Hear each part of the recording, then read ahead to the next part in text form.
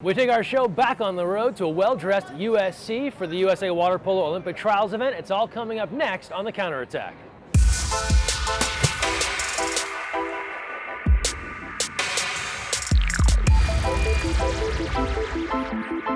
Hi everyone, Greg Mescall here for The Counterattack. Thanks for joining us. We're here in Los Angeles at the Witangsu Aquatic Center on the campus of USC in the midst of a huge series for Team USA and Australia. A whole bunch of national team action going on. The game's played here, part of the Olympic Trials event broadcast live on NBC Sports Network. A rare doubleheader for our men and women.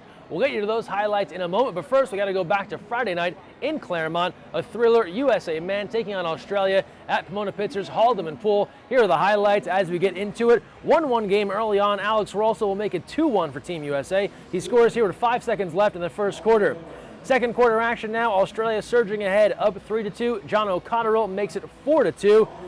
Team USA would get one back, 4-3 at halftime. Now we open things up here in the third. Team USA back to work. They'll tie it up 4-4, and we have ourselves a game in the second half. Aussies responding once more. Joe Kays, a power at 2 meters, the second of 2 straight goals for him.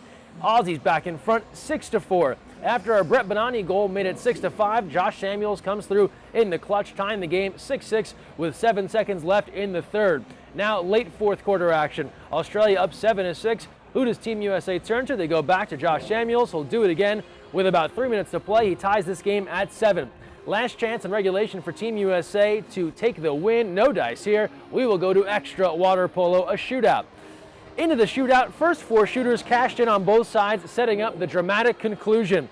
McQuinn Barron here, a huge stop on Australia's final attempt from Joel Swift. And then on the other end, a couple of modern day guys save the day. Barron the save, Bonani the game winner here, gives Team USA the 12-11 win in front of a packed house in Claremont. And that set the stage for Sunday afternoon right here in Los Angeles. Let's go to the highlights courtesy of NBC Sports Network. 2008 in Beijing is one of the key reasons for that. Australia, though, sneaking one by. And they get on the board first. That's Richie Campbell, Australia's marquee player. He's probably the best all-around player in the pool for Australia. They're not all going to go, but USA's got to see more of those shots. There's man inside for the first goal for the U.S. They set up Cupido there for the direct shot. There it is. Finds the back of the net.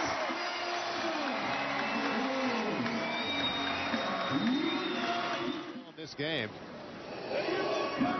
They're up 4-2 a moment ago before the Cupido goal. Cut it to 4-3. Shot clock at 4. And they push that lead back to 2. That's Richie Campbell.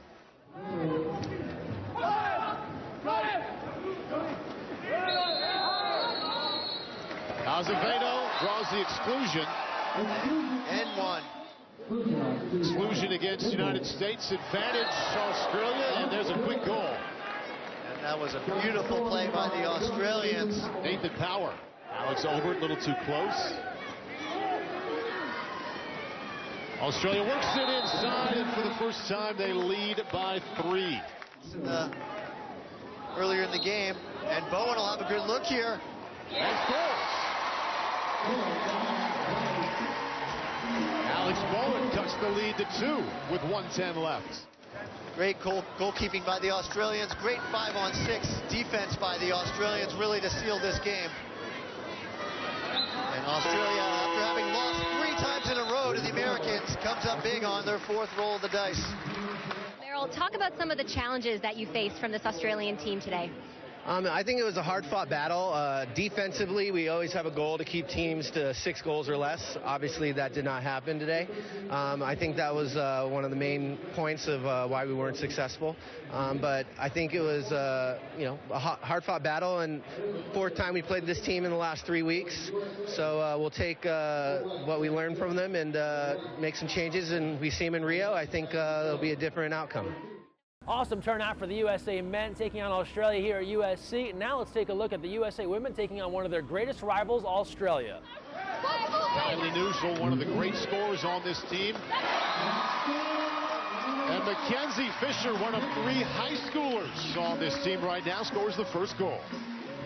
That was so well executed. Kylie Nuschel fakes and slides the ball over to number 11, Who is the field player in charge of defending that near side. Australia coming back here, tying it up. First with the penalty shot. And now with that goal, we're all tied at 2. Plays at Princeton. All the other girls with USC, UCLA, and Stanford ties, and that's the back of the net again. The 4th goal in the first quarter here for Australia. And as you mentioned, she never looks too rattled or nervous.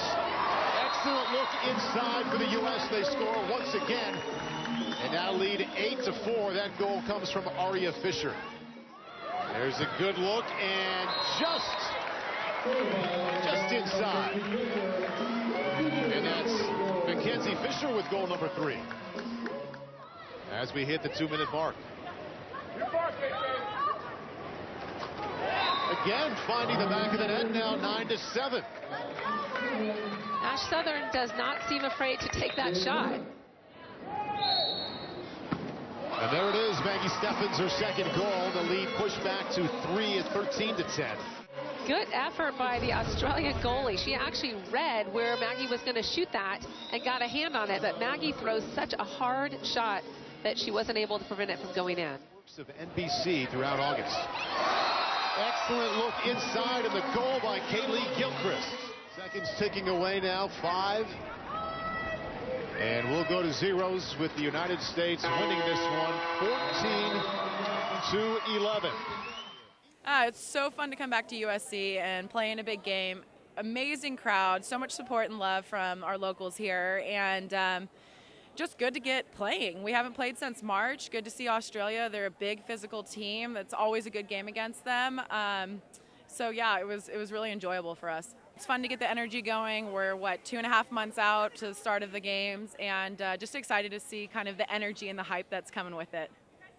And there was more water polo on tap this week. Last night in Fresno, at Fresno State, USA and Australia meeting in women's water polo. We'll have those highlights for you next week on the show. And then tomorrow in Irvine, the USA-Australia series comes to a close. Beckman High School playing host. Tickets on sale and will be available at the door. Make sure you don't miss a chance to see the USA women in action as they depart for international play coming up in June in China. Now we've got to go back to more men's water polo action. We told you last week on the show about the great win Team USA had versus Australia in the finals of the FINA Intercontinental Tournament in Japan. Well, video has surfaced of the game winner for Luca Cupido. Take it away, Luca. Another big-time shot. Cupido with just 2 seconds left.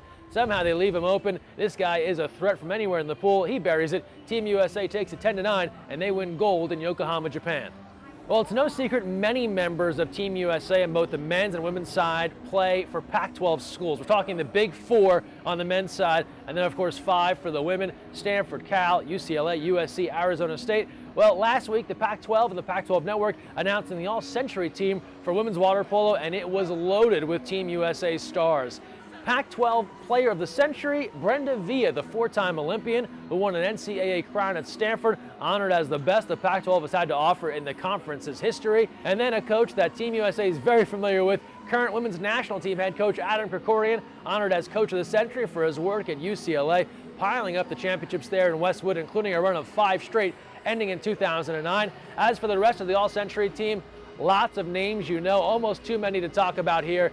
Cammie Craig, Courtney Mathewson, the list goes on and on. Veterans from the start of college water polo at the NCAA level recognized as well. Congrats to all of the selections and big honors from the Pac-12.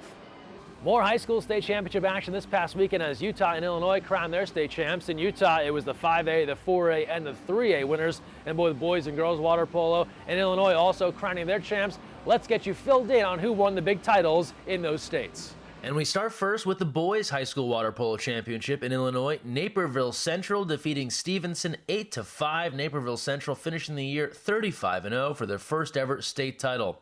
On the girls' side, Fenwick outlasting that same Naperville Central in girls water polo. They win at 13-12 in overtime. Fenwick their 9th title in 15 years. Now moving to the state of Utah, where 6 state champs were crowned. In the 3A division, boys, Park City; 3A girls, Cedar City winning it. When you go to the 4A, when you're talking Utah high school water polo, Kearns is often involved. 4A boys, Kearns takes the state championship. On the 4A girls, Kearns there again. And now last but certainly not least, 5A division, and it was a sweep again in the 5A division. Boys side, Brighton takes it. On the 5A girls, Brighton there as well. Congratulations to all of our state champs in Illinois and Utah. A couple of big events I want to let you know that are on the way this weekend. ODP Girls National Team Selection Camp coming up in Orange County. Best of luck to everyone traveling in to the OC area to try and make the big rosters for events coming up this summer. And then coming up in just a couple of weeks, Masters National Championship, Irvine, California playing host June 10 through 12. Schedules are out now at usawaterpolo.org, so make sure you visit, get a look at where your team's going to be playing. We know some of you are playing multiple age divisions. Good luck to everyone competing in Irvine. And now we close things out as we do every week with our social media send-off. And we start things off first with a beautiful crowd shot here. Thanks, Duck fan Doug, sharing this from Claremont. A lot of people turning out for that great game at Pomona Pitzer, USA and Australia. More USA-Australia action. The game winner, thanks to SDHS Aquatics via Twitter. They got a great seat and got some great video. Not everyone can make it to Claremont like Nadine. Sometimes you gotta stay home and wash the dishes, but there's no reason you can't get the iPad loaded up right behind the sink and take care of some chores and watch some Team USA action.